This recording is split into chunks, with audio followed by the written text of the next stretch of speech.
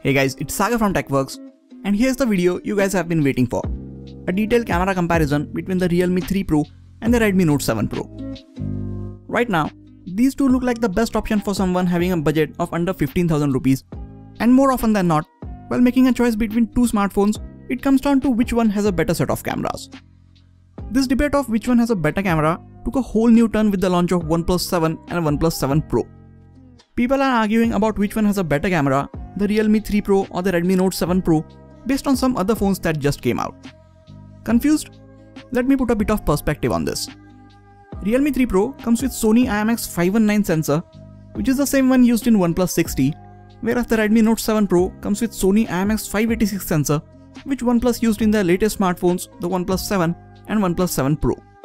So people are arguing that the newer Sony IMX586 sensor on the Note 7 Pro is better than the older Sony IMX519 sensor on the Realme 3 Pro. Let me tell you, the results are not as simple as that.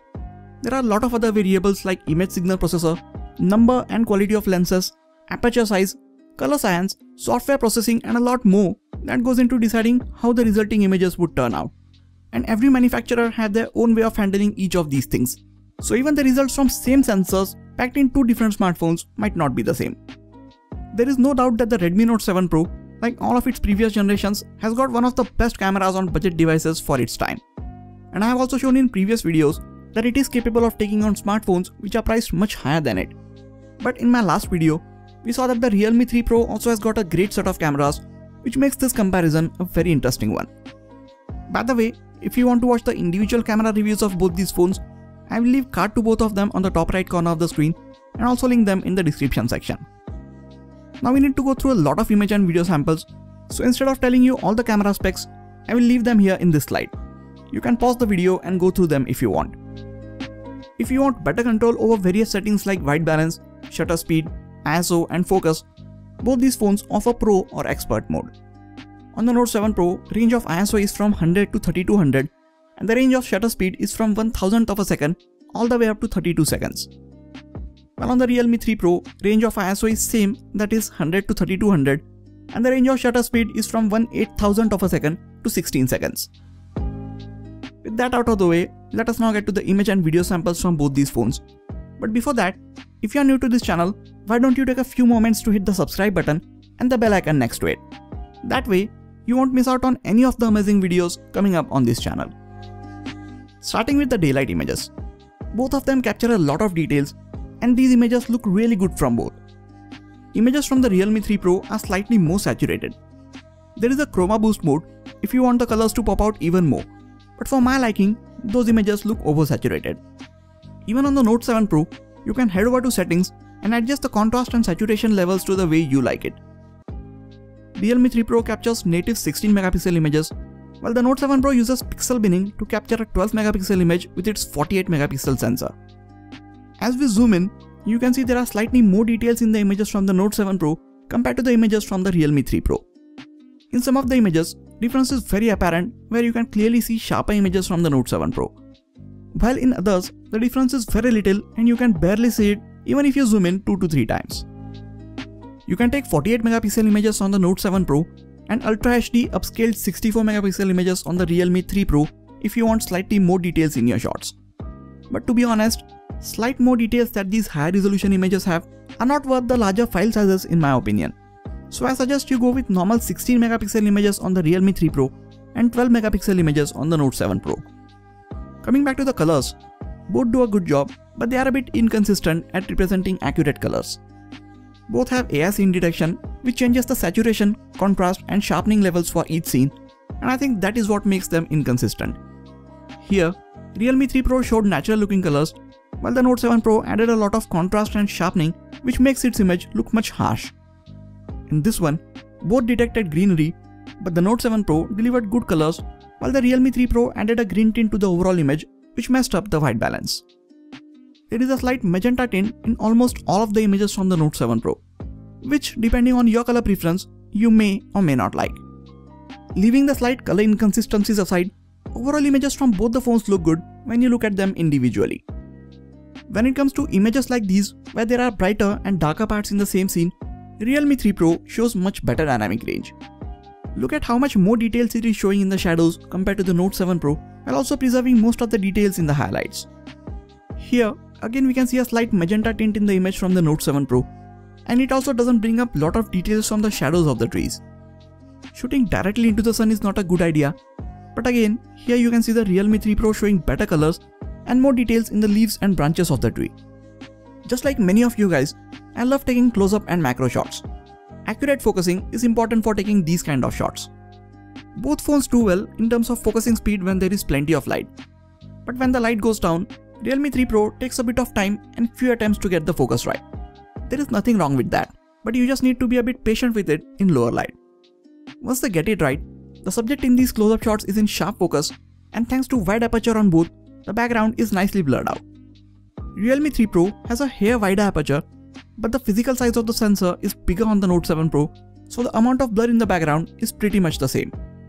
Just like close-up shots, I also love taking portrait shots with my smartphones. Whenever there are people in shot, I almost always switch to the portrait mode unless the conditions are very dark. Both the phones are very accurate with edge detection, but if you look closer, Note 7 Pro does it slightly better. It also makes sure that the subject is in very sharp focus, while the subject is much softer in the images from the Realme 3 Pro. Realme shows much better dynamic range, but in most of its portrait shots, it adds a lot of saturation, making my skin tones appear orange, and trust me, that's not my original color. Colors from Realme are much better if you try taking portraits of objects, and I think it is more accurate at detecting edges of objects than it is with humans. On the Note 7 Pro, you can change the amount of blur in the background of all of these portrait shots after you have clicked the images. You can also add various light trail or studio lighting effects to these portrait shots from within the gallery. You don't get any of these options on the Realme 3 Pro, which gives the Note 7 Pro a bit of an edge when it comes to portrait shots. Coming to lower and artificial lighting conditions. If you saw my dedicated camera reviews of both these phones, then you might know that both of them surprised me with their low light performance, especially for the price at which they come in. With the auto mode, Note 7 Pro uses pixel binning, so each individual pixel captures a bit more light, making its images slightly more detailed, which you can see as we zoom in on some of these images. But looking at these images on a screen of a smartphone, you will barely notice any difference. Both the phones offer night mode for taking even better images in lower light. And with the night mode turned on, Realme 3 Pro ends up capturing more details and a tad bit less noise. Night mode images from the Note 7 Pro are slightly brighter, but as we zoom in, we see the images from Realme 3 Pro showing more details. Here are a couple of images from extreme low lighting conditions. You could barely see anything with naked eyes. But with the night mode turned on, look at how much light both of them managed to capture. Note 7 Pro's image is a lot softer, while the Realme 3 Pro managed to capture sharper image, but it also added a lot more noise. There is night mode on both the cameras, but please don't use these phones to capture images in extreme low light. On these phones, this mode works best when there is some sort of ambient light. While capturing images in night mode, both the phones handle exposure from light much better. That brings us to the front-facing cameras. There are more details in the selfies from the Realme 3 Pro, and it also shows better skin tones compared to the Note 7 Pro. Both have HDR mode while capturing normal selfies, but the dynamic range and colors in the background are better from the front-facing camera of the Realme 3 Pro. In these images, you can clearly see that the Note 7 Pro completely blows up the details from the highlights, while the Realme 3 Pro does well and preserves a lot of details in the highlights. Both let you take portrait selfies, and I think the edge detection is a bit more accurate on the Note 7 Pro. Blur to the background in its images also seems a bit more natural, whereas it looks a bit too processed and unnatural in the portrait selfies from the Realme 3 Pro. Both of them take a big hit in these situations, as neither of them offer HDR mode for these portrait shots. Here's a video from the front-facing camera of the Realme 3 Pro and the Redmi Note 7 Pro. You can see how both these phones are handling the overall colors of the scene, exposure and stabilization when I'm walking around with it. Both these phones can take 4K 30fps videos, but they don't offer any kind of stabilization at this resolution. And as you can see, 4K videos from both are oversaturated. 1080p 30fps videos get electronic stabilization. Here you can see for yourself that which one of these offer better stabilization. While you're looking at the stabilization, you will also notice that there are slightly more details in the shadows in Realme 3 Pro's video. Note 7 Pro has a weird bug where it drops a lot of frames while shooting any kind of videos. I've got one software update which made things a little better, but the issue is still there and I really hope Redmi fixes it soon. Both can take 1080p slow motion videos at 120fps. These videos are a bit sharper from the Realme 3 Pro, and you can again see the Note 7 Pro dropping a lot of frames. Realme 3 Pro can also capture 720p 960fps slow motion videos. This is not true 960fps, and the quality of these videos is not that great, to be honest. Despite of this, I think that the Realme 3 Pro takes better videos than the Redmi Note 7 Pro, at least until Xiaomi releases a true fix for the laggy videos. So after looking at all the image and video samples, do you still think that the answer to which one takes better images just comes down to which sensor is better? As we saw with all the images, Realme 3 Pro, even with its lower resolution older sensor, can take images which are just as good and in some ways even better than the ones from the Redmi Note 7 Pro.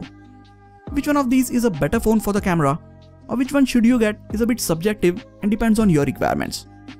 Note 7 Pro is slightly better with details, tad bit faster at focusing, sharper at capturing portrait mode images, and does slightly better at capturing low light images in auto mode.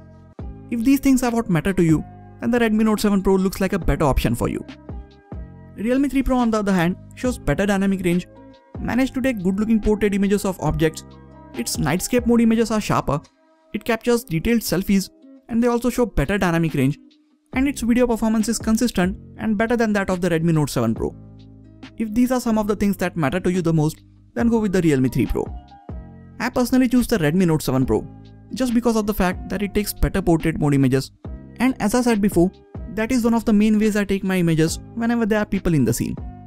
And other than for these camera comparisons, I don't take a lot of images in lower light. Your needs might be different, so your choice might not be the same as mine, which is perfectly fine. Whatever your choice is, just make sure to let me know in the comments. And if you are still confused, I suggest you go back in the video where the image sample started, mute the video, watch it in the highest resolution that your device supports, and make your own decision that way. If you do end up liking and buying one of these phones, I will appreciate if you get it from the affiliate link in the description section. Doing this helps the channel at no extra cost to you. That is it for this video, guys. Please hit the like button if you enjoyed this video and subscribe to the channel for more quality tech videos like this. You can also check out some of the other videos from this channel. This has been Sagar, and I'll catch you guys in the next video. Take care.